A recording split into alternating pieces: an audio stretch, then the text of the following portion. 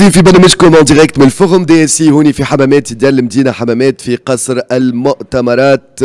حاضر معنا قبليك حكينا على البارومتر في اهم النقاط نتاعو على التحول الرقمي، على الامن السيبرني وعلى الذكاء الاصطناعي اللي يدخل لاول مره في التروازيام اديسيون تاع البارومتر.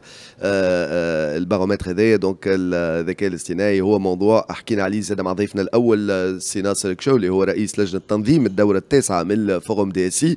حضر معنا الان السيد الان كيندو اللي هو استاذ جامعي بجامعه بوردو 3 في فرنسا. Bonjour, merci d'accepter notre invitation ce matin. Bonjour, je vous remercie. Alors, un moment fort, très attendu aujourd'hui, vous avez de la chance, hein, donc tout le monde depuis hier parle de cette keynote tout à l'heure, donc vous allez vous exprimer devant des centaines de participants autour d'un sujet que j'estime très très important, du moins en tout cas en Tunisie on en parle beaucoup, on parle beaucoup de deep tech et intelligence artificielle, et la Tunisie se veut en tout cas comme un pays qui pourrait être grâce au talent, c'est un challenge, c'est important, etc. Et pour quelques raisons, nous connaissons la success story Instadib qui a mis les projecteurs sur l'écosystème tunisien, etc. Donc qui se dit on peut jouer un rôle de hub, peut-être du moins sur la région en matière de deep tech et d'intelligence artificielle. Bref, de ce point de vue-là, moi j'ai envie d'avoir une sorte de photo de l'écosystème IA sur le continent africain. Alors, on a des early adopters, est-ce qu'on a est-ce que tout le monde est plus ou moins à quelques détails près au même niveau? Comment ça se passe? Est-ce qu'on arrive à adopter est-ce qu'on arrive à adopter aujourd'hui? Est-ce que les pays adoptent de la même manière donc l'intelligence artificielle? Bref, voilà, j'ai vraiment envie de vous écouter sur plusieurs aspects. La parole est à vous. Ok, merci beaucoup. Mais en fait, l'intelligence artificielle, c'est un sujet important qui est à la base même de la révolution industrielle, ce qu'on appelle la 4e révolution industrielle, que l'Afrique ne doit absolument pas rater. Nous avons raté beaucoup de révolutions, mais cette fois-ci, on est celle-là, il ne faut pas. Pour être prêt, on est déjà prêt, je pense. L'intelligence artificielle ouvre beaucoup de portes. Et là, je pense que les politiques publiques et les acteurs de l'écosystème l'ont bien compris. C'est pour cela qu'il y a beaucoup de démarches qui sont mises en place pour essayer de sortir un petit peu et d'émerger dans ce secteur-là. Donc l'Afrique est bien entendu, quand on regarde le panorama international, est en retard avec les autres continents, mais on voit se dessiner quand même des volontés, des émergences, des choses qui se mettent en place. Et l'adoption de cette intelligence artificielle en Afrique varie en fonction des sous-régions, mais aussi en fonction des pays. Si on regarde par exemple l'évolution de l'adoption des stratégies, parce qu'il faut avoir une stratégie, hein. La stratégie permet d'avoir un plan d'action, une feuille de route pour pouvoir qu'on va dérouler pour pouvoir mettre en place l'intelligence artificielle et développer l'intelligence artificielle. Et quand on regarde effectivement la mise en place de ces plans d'action, de ces stratégies, on voit des pays qui apparaissent avant les autres. C'est généralement les pays qui sont les plus développés en matière d'intelligence artificielle. C'est le cas de l'île Maurice, effectivement, qui a été parmi les premiers. C'est le cas du Kenya également, c'est le cas du Niger, et on voit aujourd'hui aussi se développer des grands écosystèmes en Afrique du Nord.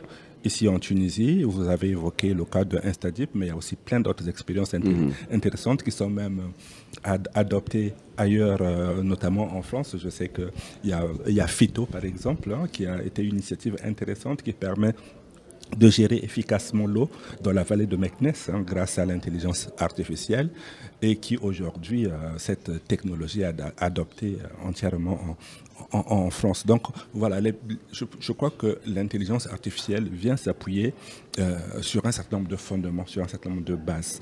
L'intelligence artificielle n'est pas une panacée qui va résoudre tous les problèmes, et l'intelligence artificielle, c'est comme une graine qui ne se développe, qui n'éclot que là où le terrain est sain et là où le terrain est fertile. C'est pour cela qu'il faut travailler sur les fondements de cette intelligence artificielle. Et c'est, par contre, l'intelligence artificielle, c'est un pilier aujourd'hui d'une révolution en cours. Vous en parliez tout à l'heure, d'une révolution industrielle.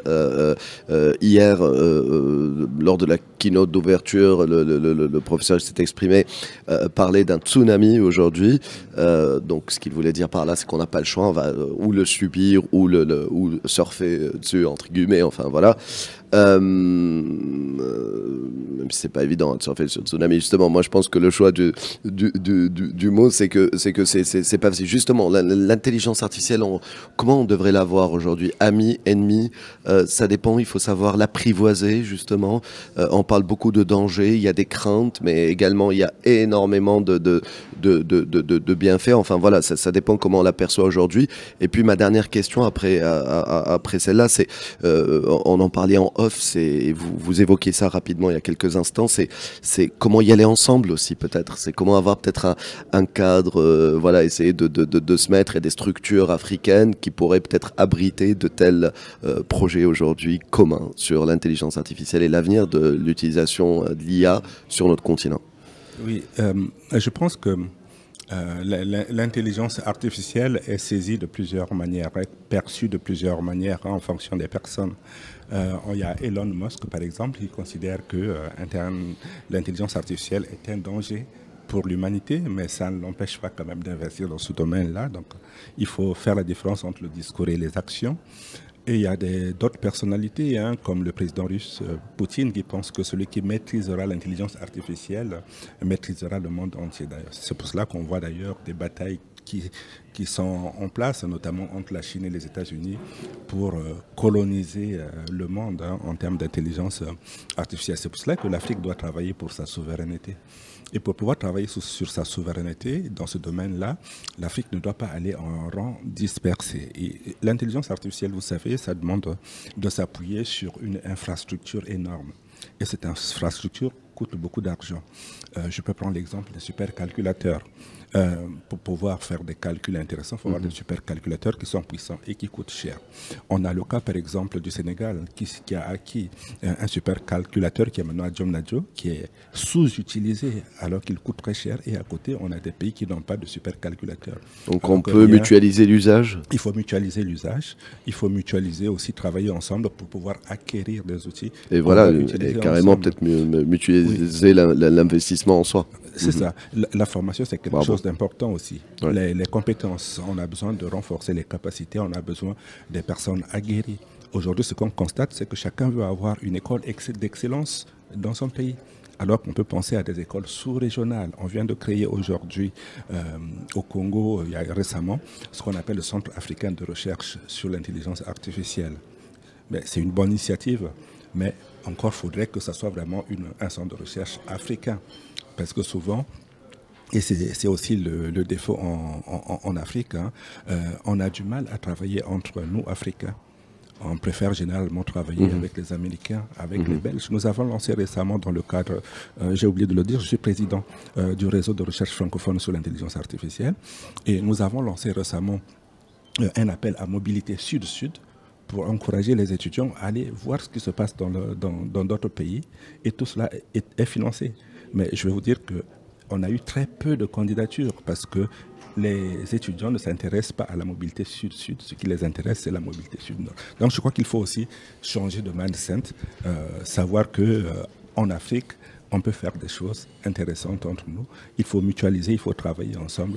Il faut surmonter les défis aussi de l'accès à la technologie, peut-être. Il y a des disparités à ce niveau-là, et puis le financement. Et puis voilà, c'est des questions qui ont été évoquées au fur et à mesure. Je suis très content d'apprendre l'existence de ce réseau francophone de recherche sur l'intelligence artificielle. C'est cela, oui. Et vous en êtes le président, Saint-Pierre. C'est un réseau qui est affilié à l'Agence universitaire de la francophonie et qui vise l'excellence de la recherche en matière d'intelligence artificielle. Merci à vous, merci d'avoir accepté de répondre à nos questions. Professeur Alain Kindou, professeur à l'université Bordeaux 3. Je vous remercie. Shukran. Merci. شكرا. فاصل راجعين مواصلين باش نتفاعلوا الان مع دي كلوب دي سي من مالي ومن الكوت ديفوار بعد فاصل في برنامجكم اكسبريسو اليوم في ربط مباشر من الفوروم دي سي ديما فريمون نكتشفوا لا كاليتي نتاع المشاركين والمساهمين في المنتدى هذا اللي هو في دورته التاسعه واكسبريس اف ام رافقته على مدى السنوات. راجعين.